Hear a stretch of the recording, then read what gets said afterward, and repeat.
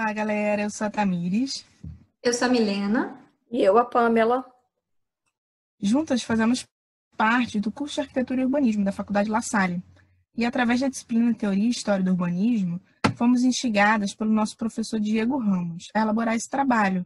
É uma forma descontraída e didática de passar o conteúdo que a gente aprendeu. Por isso, sejam bem-vindos ao nosso podcast. Hoje, na verdade, queremos conversar com você. Você já assistiu algum filme, viu alguma foto, escutou uma história sobre a Idade Média? E observou aqueles enormes castelos, muralhas e cavaleiros, parou e se perguntou, será que isso realmente existiu? Como será que eram as cidades? Como esse povo vivia? Bom, vamos falar com você sobre alguns conceitos e preconceitos presentes nesse período, além de buscar estabelecer relações entre o passado e o presente, entre o passado medieval e os dias atuais. Nosso material base ele corresponde ao livro História das Cidades, do autor Leonardo Benévolo. Mais especificamente, vamos trabalhar em cima do capítulo 7, As Cidades Europeias da Idade Média. Bom, antes de começar a falar um pouquinho para vocês o que foi esse período, eu queria explicar como que esse material funciona. Para você que nos acompanha pelo Spotify, te convido a imaginar junto com a gente todo o cenário medieval. Mas para você que nos acompanha pelo YouTube, fica ainda melhor. Temos um material fantástico de imagens que vão descrevendo passo a passo tudo o que ocorreu nesse momento. E aí, bora começar nossa viagem? Se preparem porque a gente vai para bem longe. No nosso caso, a Idade Média. Como será que tudo isso começou? De acordo com os nossos estudos, a Idade Média foi um período da história que acabou durando vários séculos. Ocorreu entre a queda do Império Romano do Ocidente e a descoberta das Américas em 1492. Foi denominado dessa forma porque foi uma idade intermediária entre o antigo e o moderno.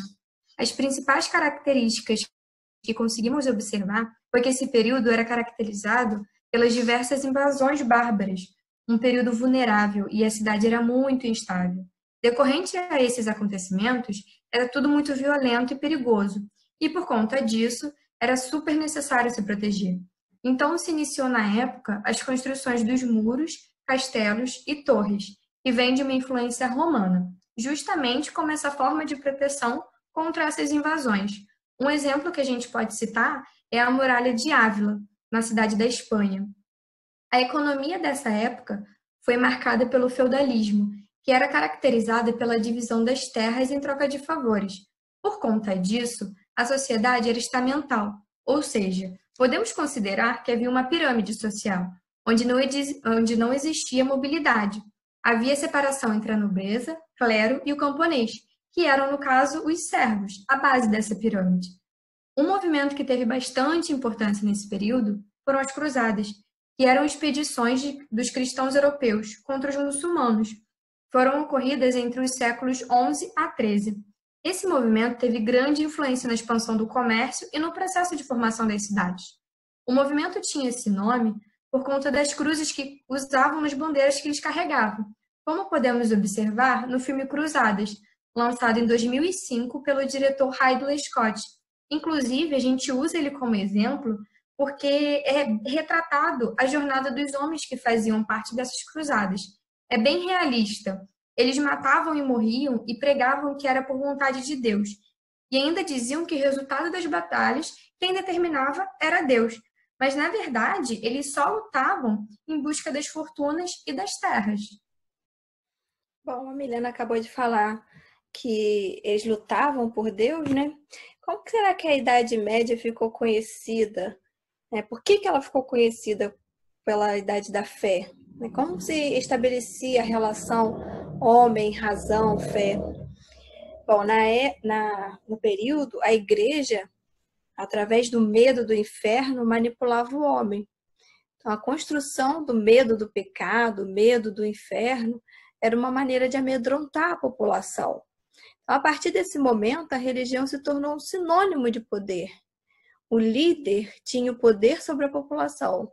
E o cristianismo era visto como uma forma de conquistar e dominar o mundo, uma forma de se manipular. Um exemplo é o do rei Clovis, o rei dos francos, que quando foi assumir o poder, ele decidiu ser batizado pelo Papa. para ser rei, ou seja, havia uma necessidade da bênção, da aprovação da igreja. E assim a igreja e os reis se tornaram verdadeiros aliados. Vale ressaltar também que esse foi o período da Inquisição, né, onde a Igreja Católica passou a perseguir aqueles que iam contra os mandamentos de Deus. Então, ocorria uma série de castigos, de punições, com o objetivo de corrigir uma determinada atitude que a Igreja ia contra. Em relação à sociedade, como será que ela se organizava? Por que ela ficou conhecida como Sociedade da Vingança, né? Um forte aspecto presente no período da Idade Média trata-se exatamente da violência, amplamente explorado por filmes hoje, né, imagens que relatam esse período. Entretanto, eu considero tão violentos como nós hoje em dia, porque a violência faz parte do nosso cotidiano, infelizmente, né, e deve ser entendida como um contexto. A posição social nesse período era determinada pelo nascimento na família e não pelo acúmulo de bens. Por isso que ela é considerada estamental, rígida, com pouca mobilidade social e muito hierarquizada. Então, a pirâmide social da época contava, em primeiro estamento, com o clero, né, com o máximo poder, responsável por rezar, educar, seguido pela nobreza, responsável por batalhar, e por fim o camponês, que era responsável em trabalhar, em servir. Bom, em relação ao patrimônio, em geral, quando observamos as imagens da Idade Média, existiam enormes castelos, edificações imponentes. Em geral, a grande justificativa se concentra em uma maneira de proteção e de vigília, devido à instabilidade da cidade sujeita às invasões. Mas qual seria a importância desse patrimônio para a família? Como falado anteriormente, como não existia herdeiro por testamento, apenas por sangue, a posição social era obtida pela família que se fazia parte. Então, para isso, é preciso entender a importância do patrimônio não como uma forma de manter a estrutura familiar ou como forma de alcançar outro estamento, mas sim como a missão de assegurar à família uma base fixa, e ela era inalienável e impiorável. Ou seja, vendo com os olhos do medievo, para ele o indivíduo é passageiro, mas o patrimônio e o grupo social permanecem, sendo a propriedade responsável por unir a linhagem, conceder abrigo a todos os familiares do passado e do presente. Bom, como a Pamela falou, é preciso ver com o olhar do medievo, entender em contexto o que acontecia naquele momento. E para a gente aprofundar ainda mais esse assunto, vamos olhar para sua prova viva, as cidades europeias. O que hoje a gente conhece como cidades europeias formou-se, na verdade, durante a Idade Média, sob as bases cristãs, em meio às guerras e invasões bárbaras. Portanto, o que a gente conhece nas cidades, elas estavam vulneráveis naquele momento, como a Milena citou acima. Existiam as muralhas, os cinturões feitos de pedra, que eram construídos ao redor dessa cidade, desse burgo. Havia uma necessidade de defesa. Isso refletiu diretamente nas características da cidade, né? Segundo o livro do autor Benévolo, as cidades medievais elas eram datadas em 3 momentos distintos. O primeiro era o sistema feudal, onde o território ele era dividido em partes e predominava a questão de troca de favores. Em sequência, surgiu o período renascentista. Ele muda radicalmente o sistema de possessões na cidade e no campo. Nesse momento, formam-se os subúrbios, né? Uma parte nova da população que não vai encontrar trabalho nos campos e acaba se refugiando nas cidades. Ocorre a construção de novos cinturões, as cidades novas imitam as cidades-estados, mesmo sujeitas à lei feudal, que predominava naquele momento. E, por último, o autodesenvolvimento e a fundação de novas cidades, ele vai ser interrompido devido à brusca diminuição da população, a partir de algumas epidemias e outras questões que assolavam a Europa nesse momento. Por isso, as cidades elas vão assumir algumas características, e essas são ruas irregulares, organizadas de modo a formar um espaço unitário. As casas, elas quase sempre tinham muros muito altos, prevalecia o estilo românico e gótico, havia uma grande influência religiosa, como a gente viu com a Pamela. Nos centros moravam as classes mais importantes e os mais pobres na periferia, como a gente vê ainda nos dias de hoje essa característica. Mantinham-se as estruturas físicas medievais como um lugar de refúgio. O que eram essas estruturas? Eram os castelos, as torres. Toda a cidade, ela também tinha que ter um cinturão, ou seja, uma proteção, um muro de proteção contra possíveis invasões que poderiam ocorrer nesse momento. E o texto do Benévolo, ele traz alguns exemplos, algumas cidades que também vamos passar para vocês. Por exemplo, Veneza, na Itália. Ela foi chamada de rigoroso equilíbrio entre água e terra, ou então, pelo Le Corbusier, de magnífica máquina funcionante, porque era considerado o centro comercial daquele momento, entre o Oriente e o Ocidente. Ela é localizada onde vários canais eles vão convergir entre si e vão desembocar no mar aberto. Então, para aquele momento, né, de intensas trocas comerciais, aquele local era fantástico. Os lotes eles eram extremamente estreitos e profundos, e as casas elas eram dispostas em fileiras. Ou seja, a escala monumental romana do início do período, que a gente ainda viu presente, ela vai ser substituída por ambientes mais íntimos, porque a importância da época era a troca comercial.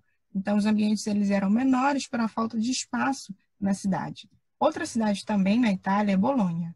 Ela trata-se de uma das maiores cidades da Itália do Norte. A organização ela segue o padrão da cidade romana, passando por um período de ruínas logo após a queda do Império, né? Do Império Romano. E o primeiro cinturão ele vai ser formado por 4 portas, que levou essa cidade a ser chamada de Cidade das Quatro Cruzes, porque eram as 4 passagens que existiam nesse muro. Além disso, a gente tem também na Itália a Florença. Florença também foi marcada por esse período de trocas comerciais, né? Era uma cidade muito importante. Inicialmente, o batistério, que é um elemento importante religioso, né, da igreja, ele vai ficar fora do cinturão, mas no século XI, a Condessa Matilde ela vai ampliar esses muros para incluir essa zona do batistério. Ou seja, isso reforça ainda mais a importância da igreja nesse período. Eles criaram um novo muro, uma nova proteção para incluir esse elemento. E também um caso interessante dessa cidade é que às custas do povo, um último cinturão ele vai ser construído para incluir os subúrbios. Então foi algo que a gente pôde ver no texto do Benévolo e que não se repetia nas outras cidades. Então é um detalhe super interessante de a gente trazer. Além disso, tem também uma cidade chamada Bruges, na Bélgica. Ela é considerada o porto principal entre a Europa e o Mar do Norte. Ela possui uma posição favorável ao comércio, como muitas das que a gente citou. Ela vai se desenvolver ao redor de um elemento importante naquela época, que era um castelo. Esse castelo é chamado de Velho Burgo. E à medida que a cidade ela vai crescendo, novas muralhas vão sendo construídas e essas delimitam a forma, o tamanho, a imagem e a característica física da cidade. Até aí tudo bem, tudo tranquilo, mas a gente acaba se perguntando, como será que essas cidades avançaram ao longo dos anos? Como será que tudo terminou? Então, como a Tamiris citou, ao longo da época, as cidades foram crescendo e se desenvolvendo. E com isso, foram necessárias que houvessem certas adaptações nos cinturões, das muralhas, decorrentes às necessidades de cada uma das cidades desse movimento.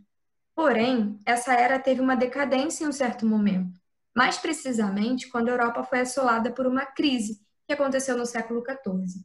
As cidades medievais ficaram despovoadas e suscetíveis às mudanças originadas nos ideais renascentistas. Os acontecimentos que levaram a Europa para essa crise foram as aglomerações populacional, os hábitos insalubres e a peste negra. Muitas coisas ruins aconteceram durante essa crise. Haviam pessoas passando fome por conta das mudanças climáticas que afetavam diretamente a produção agrícola. A peste negra foi vista como um castigo de Deus. Essa doença foi marcada por conta das trocas comerciais, pois ela é transmitida pela pulga do rato. E como não tinha muito cuidado com a higiene nessa época, os ratos vinham junto com as mercadorias que chegavam do Oriente Médio, no nosso caso, a China. E por conta da peste, morreram cerca de um terço de toda a população da Europa. Durante esse tempo, foi descoberta a pólvora, e isso deu uma força ainda maior nas guerras, que eram marcadas pelo poder e pelas revoltas camponesas relacionadas à insatisfação com os senhores feudais. Contudo, a gente pode observar bem a confusão que foi esse final de período.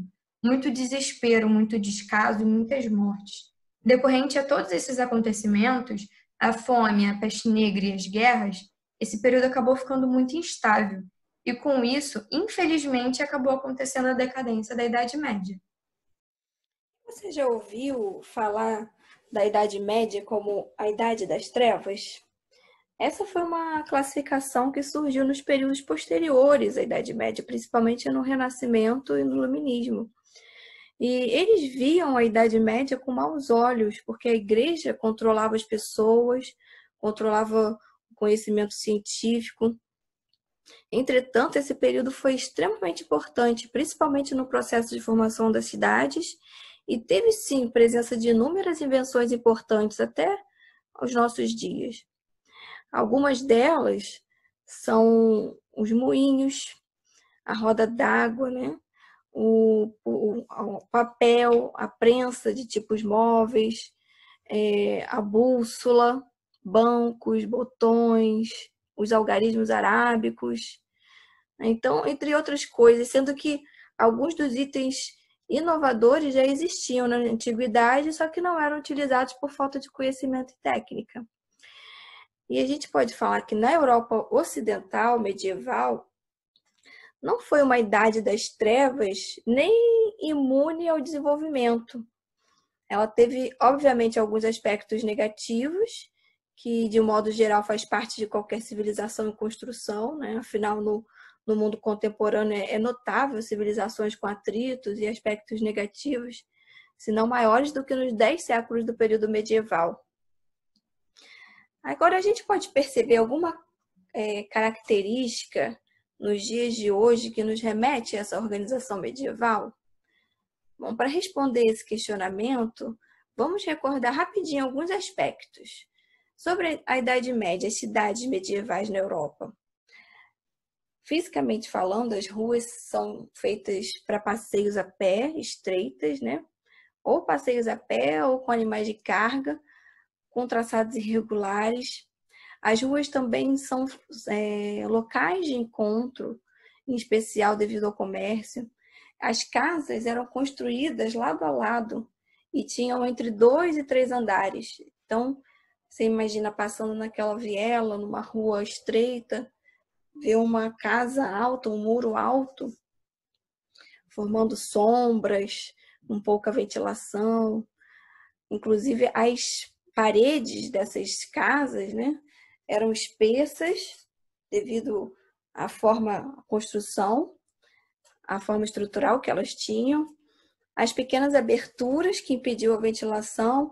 Então, com esse cenário, a gente pode imaginar um ambiente interior das casas com mofo, com mau cheiro, inclusive por causa da falta de higiene da época. Agora, as cidades na América, no caso do Brasil, né? A fundação das cidades espanholas nas Américas foi marcada por traçados retilíneos, onde cada detalhe era determinado pelas leis das Índias, ditadas pela coroa. Então, ruas paralelas e esquinas em ângulos retos predominavam nos centros históricos das cidades como Quito, Lima, Bogotá.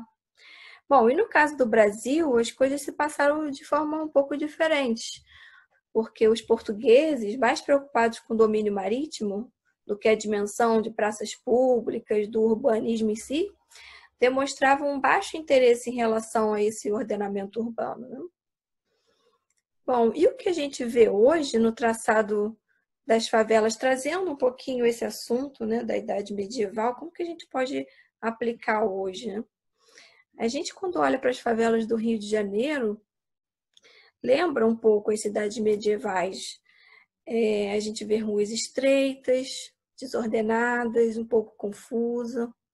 A gente pode enxergar essa estrutura das favelas de duas formas diferentes comparada às cidades medievais.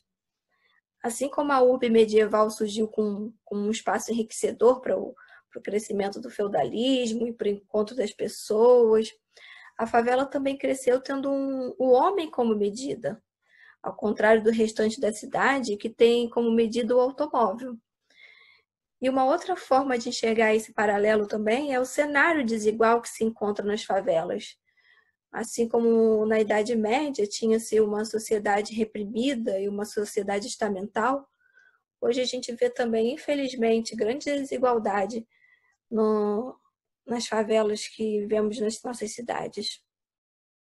E aí, curtiu essa viagem? Bom, a gente amou passar um pouquinho dessa experiência para vocês. Vale lembrar que todo esse estudo que a gente está passando foi baseado no livro A História da Cidade, do Leonardo Benévolo. O autor ele apresenta de uma forma minuciosa, bem detalhada, tudo o que ocorreu nesse período, exemplificando cada cidade importante naquele cenário. Mas a gente quis passar de uma forma resumida, didática e descontraída. Espero que você tenha gostado. Isso, por exemplo, nos faz perceber, como a Pamela descreveu, nos dias de hoje ainda temos raízes históricas presentes na estrutura da cidade. Então, o quão é importante irmos lá 10 séculos de era medieval para entender um pouquinho do que se forma hoje. Então, quão é importante relembrar esses aspectos e não olhar a Idade Média como uma idade das trevas, mas como algo muito importante para entender a formação das nossas cidades no dia de hoje. Bom, você está com alguma dúvida, quer compartilhar algum comentário, já teve alguma experiência, viu um filme? Então acesse já nossas plataformas digitais e escreve para a gente. É só colocar História no Cast, Podcast 1, no YouTube ou no Spotify. E pronto, vá lá. Não esquece do like, tá bom? Até a próxima história.